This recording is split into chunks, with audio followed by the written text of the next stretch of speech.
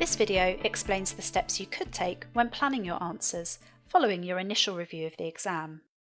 We recommend you start at question 1, as students who start with a section B question tend to run out of time. So we'll focus on question 1 here. However, the steps we're going to explain generally apply to questions 2 and 3 as well. The first step is to open the requirements. Now open the word processor, which you can find under the response options. The reason for this is that you're going to copy the requirements into the word processor in order to begin your analysis and lay out the structure of your answer. Note that the various windows in the exam environment can be moved around and resized, and now is a good time to arrange your screen to make it easier to use. We'll put the requirements on the left and the word processor on the right. Obviously, you can lay the screen out in whichever way works best for you, but either way, it's important that you don't cover up the top or bottom toolbars. Note that if you close the word processor, the window is only minimized. You don't need to worry that you're losing any work. Now copy all the requirements into the word processor. When you do copy the requirements across, watch out for the formatting and reformat the text if you need to. By doing this, you're starting to set out your answer structure. You can prepare your final answers underneath each sub-requirement, keeping in mind the need for appropriate subheadings to make your answer easier to read and mark. For Section A questions, further information and specific question instructions are embedded within an exhibit, and so should be identified and copied into the word processor. Here we do this for part 1 of the question, relating to EVA.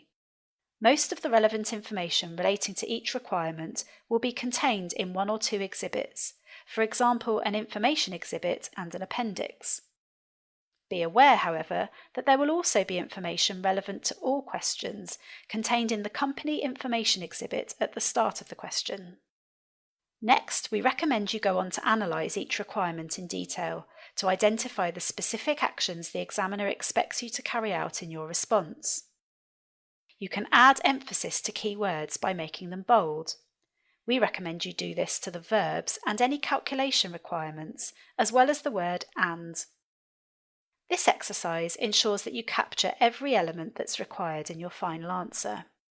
So, for part 1, you're asked to write a report responding to the CEO's instructions on the use of EVA as a key performance metric. This means you need to investigate each part of the EVA calculation given to you in Appendix 1, comment on whether the calculations are correct or not, and provide correct calculations where needed. This question will offer marks for calculations and explanation. As a guide, the more complex the EVA you're analysing, the more calculation marks could be awarded. Here we've analysed the requirement for Part 1, however you should repeat this for the whole question, cross-referencing to the relevant exhibits as required. As you review the exhibits in detail, highlight, make notes or copy relevant information from them into the word processor under the appropriate requirement heading. You may wish to add additional subheadings to help you build a plan for your answer, as you can see here.